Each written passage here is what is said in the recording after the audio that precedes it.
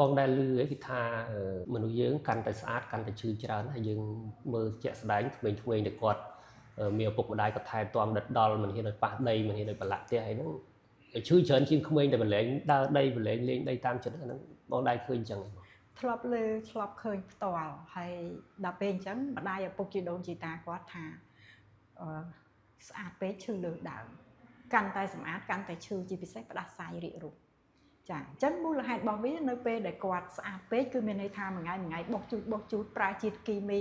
សម្រាប់មេរោគអញ្ចឹងអាមេរោគល្អវាត្រូវមានដំណឹងជាមួយនឹង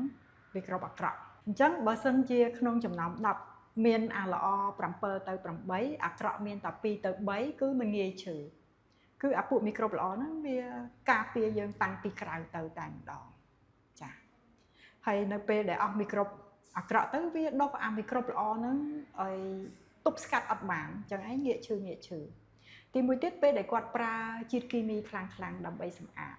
មិនថាខោអាវមិនថាការ៉ូមិនថាបគុណអញ្ចឹងវាហុយអាគីមីខ្លាំងហ្នឹងទៅវាធ្វើឲ្យយើងផ្ដាសាយដែរហើយវាធ្វើឲ្យយើងខ្សោយប្រព័ន្ធការពាររាងកាយខ្សោយគ្រឿងក្នុងដូចជាថ្លើមប្រមាត់តហុយចូលទៅវាចុកខ្សោយអញ្ចឹងងាកឈឺចាចុះបងឲ្យគាត់ប្រើផលិតផលទាំងអស់ហ្នឹងតើគាត់សម្អាតផ្ទះយ៉ាងម៉េចទៅអូខេអញ្ចឹងគោលការណ៍ទី1ដើម្បីកុំឲ្យពិបាកសម្អាតគឺយើងត្រូវតែស្អាតជាមុនឧទាហរណ៍យើងទៅពីកន្លែងធ្វើការឧទាហរណ៍ថាខ្ញុំចេញពីមន្ទីរពេទ្យទៅខ្ញុំត្រូវលាងដៃនឹងសាប៊ូសិនចាំយើងទៅចាប់កាន់របស់របរផ្សេងមួយទៀតយើងកុំពាក់ស្បែកជើងសិតតែដីក៏ខ្វក់ចូលនៅក្នុងផ្ទះយើងអូខេហើយមួយទៀតខ្ញុំមិនសាឃើញគឺពួកគេបើកឡានបើកម៉ូតូចូលក្នុងផ្ទះល្វែងអញ្ចឹងចូលទាំងប្រឡាក់កង់វាហ្នឹងទាំងទឹកទាំងកាកហ្នឹងហើយរួចហើយទៅមានពេលខ្លះអាផ្សែងនឹងពេលដែលយើងពលុតឡាននិងពេលដែលយើងបញ្ឆេះឡានហ្នឹងក៏វាបង្កើតឲ្យមានខ្យល់ពុលនៅក្នុងផ្ទះដែរអញ្ចឹងដំបូងឡើយគឺយើងកុំបង្កភាពកខ្វក់ដល់ពេលយើងមិនសូវបង្កភាពកខ្វក់អញ្ចឹងយើងគ្រាន់តែដាក់ទឹកធម្មតាជូតយកទៅវានៅសល់មេរោគក៏តិចហើយយើងអត់បានសម្លាប់មេរោគល្អអញ្ចឹងមេរោគល្អវាដុសចឹងវាជួយការពារយើងបានហើយយើងអត់ឈឺដោយសារជាតិគីមីដែលវាហុយដែលវាភាយចូលទៅក្នុងខ្យល់ដង្ហើមយើងទេឬមួយក៏ហុយទៅទុំលើចានឆ្នាំងផ្លែឈើម្ហូបអាហារយើងទេចាបើតាមបងមានប្រសាសន៍មុនហ្នឹងថាឡានម៉ូតូភាគច្រើនសឹងតែទាំងអស់គ្នានោះគាត់មានផ្ទះគាត់ត្រូវដាក់ឡានដាក់ម៉ូតូចូលក្នុងផ្ទះគាត់ហ្នឹងហើយជាពិសេសខែហ្នឹងខែភ្លៀងផងធ្វើមិនបានស្អាតបានទៅបើសិនជាយើងអាចធ្វើបានយើងត្រូវតែព្យាយាមបដិញ្ញាចិត្តធ្វើមួយហ្នឹងគឺយើងតទឹកនៅមុខផ្ទះយើងអញ្ចឹង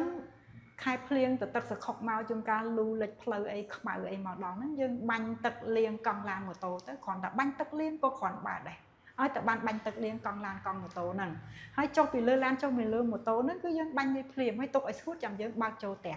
ហើយនៅក្នុងផ្ទះហ្នឹងយើងអាចបាចអំបិល baking soda ចោលឬមួយក៏អំបិលសរបស់យើងធ្វើម្ហូបហ្នឹងយើងបាចចោលនៅក្នុងហ្នឹងទៅហើយវាប្រឡាក់មិនវាអីមិនយើងកុំខ្វល់ពីព្រោះជាតិអំបិលហ្នឹងឬក៏ជាតិកបោហ្នឹងវាជួយការពារកុំឲ្យយើងកុំឲ្យវាដុសមេរោគដែលយើងនាំចូលតាមកង់ឡានកង់ម៉ូតូតែយើងមើលទៅវាអត់សូវស្អាតទេតែយើងកុំរំខានព្រោះរបស់ហ្នឹងវាកក្រិចតែវាស្អាតតែរបស់ខ្លះស្អាតតែវាកក្រិចចុះបងភាសាបងថា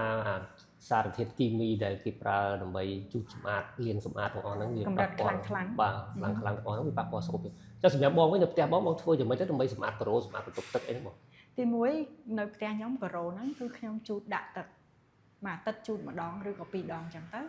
ហើយមានពេលខ្លះខ្ញុំដាក់មីក្រូបល្អខ្ញុំបាញ់មីក្រូបល្អលើការ៉ូហ្នឹងម្ដងមួយការ៉ូជូត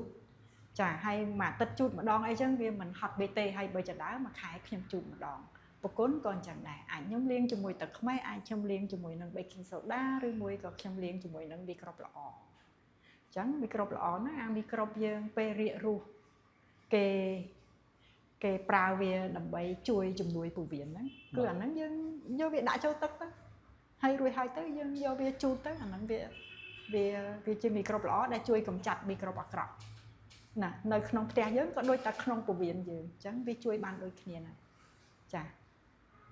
ហ្នឹងករណីផ្ទះបងបិទចិត្តចុះមកផ្ទះ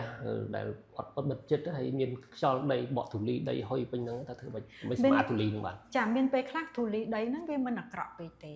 មនុស្សយើងឥឡូវខ្វះដីតាមនុស្សយើងមានទឹកធាតុទឹកដីភ្លើងខ្យល់ ហើយអញ្ចឹងអាធាតុដីហ្នឹងគឺអត់មានតែការ៉ូហើយបើសិនជាយើងដើរនៅលើការ៉ូហ្នឹងដែលស្អាតចេះគ្មានធូលីដីហ្នឹង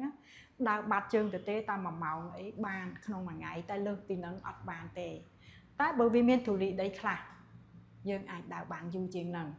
ចាអញ្ចឹងឲ្យមានធាតុដីព្រោះធាតុដីហ្នឹងវាអាចស្រូបយកចរន្តអគ្គិសនីដែលវាលើសហើយវាកខ្វក់មានចរន្តអគ្គិសនីកខ្វក់គេហៅ dirty electric ដែលយើងមួយថ្ងៃកាន់តែឧបករណ៍អគ្គិសនីឯងតែយើងអត់មានម៉ាស់ដីទេណាអញ្ចឹងម៉ាស៊ីនផ្សេងដូចម៉ាស៊ីនអេកូគេយកទៅធ្វើអេកូពោះអីហ្នឹងគឺដាច់ខាតត្រូវតែមានម៉ាស់ដីអូខេហើយទូរស័ព្ទដៃវាអត់មានម៉ាស់ដីគឺយើងយកយើងហ្នឹងធ្វើម៉ាស់ហើយយើងហ្នឹងអត់ប៉ះដីអញ្ចឹងកុំគិតកុំថាដីហ្នឹងវាអាក្រក់ពេកអញ្ចឹងគេខ្លាចតែអីខ្លាចតែគីមីនៅក្នុងខ្យល់ដែលហុយចូលមកទេណាហើយជាទូទៅនៅក្រៅផ្ទះពេលដែលវាហុយដីក៏វាមិនអាក្រក់ពេកលើកលែងតែគេបាញ់ថ្នាំគីមីហ្មងបានវាអាក្រក់តែបើសិននៅគ្រាន់តែជាទូលីដីធម្មតាផ្សែងឡានផ្សែងម៉ូតូអីតិចតួចអាហ្នឹងយើងដាក់ទឹកជូតទៅបានហើយណាហើយបើគិតថាមេរោគនៅខែក្តៅហ្មងឧទាហរណ៍ណានៅខែក្តៅហ្មងនៅហ្នឹងវាមានមេរោគដែរវាមិនមែនអត់ទេក៏ប៉ុន្តែអាកម្ដៅថ្ងៃហ្នឹងក៏វាសម្រាប់មេរោគហ្នឹងបានមួយចំនួនធំដែរចាអញ្ចឹងគ្រាន់តែមានធូលីដីហើយធូលីហ្នឹងនៅលើការ៉ូហើយវាអត់បានហុយនៅក្នុងខ្យល់ឲ្យយើងដកដង្ហើមចូលដោយផ្ទាល់ឬមួយក៏ហុយទៅធ្លាក់ចូលទឹកធ្លាក់ចូលម្ហូបអាហារយើងញ៉ាំចូលទៅយើងផឹកចូលទៅអាហ្នឹងឈឺដោយផ្ទាល់ហ្មងហ្នឹងហើយតែបើវានៅខាងក្រោមដីនៅកន្លែងការ៉ូហ្នឹងវាមិនសូវអីទេវាមកបានតិចតួចបំផុតជាក់ស្ដែងនៅពេលដែលយើងបោះផ្ទះ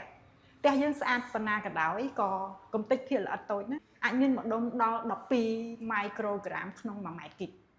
តែពេលដែលយើងបោះវាភ្លាមគឺឡើងគុណនឹង3គុណនឹង4ភ្លាមហើយ 4-5 ម៉ោងក្រោយបានវាធ្លាក់ចុះអស់អញ្ចឹងបើយើងគិតទៅពីបោះឲ្យជូតមួយថ្ងៃហ្នឹងគឺយើងទទួលបានគីមីនឹងរហូតហ្នឹងតាំងពីព្រឹកដល់យប់ហើយស្អែកឡើងយើងបោះទៀតបាត់ហើយហ្នឹងអញ្ចឹងវាហុយចូលបាយចូលទឹកចូលផ្លែឈើយើងបាត់ហើយហ្នឹងអញ្ចឹងអាហ្នឹងទោះជាមានដីក៏វានៅតែក្រោមណាកុំធ្វើអីវាឲ្យវាហុយឡើងលើតាវាភាយហុយឡើងលើក្នុងខ្យល់គឺចូលច្រមុះចូលបាយចូលទឹកទុំលើស្បែកគ្រប់យ៉ាងទាំងអស់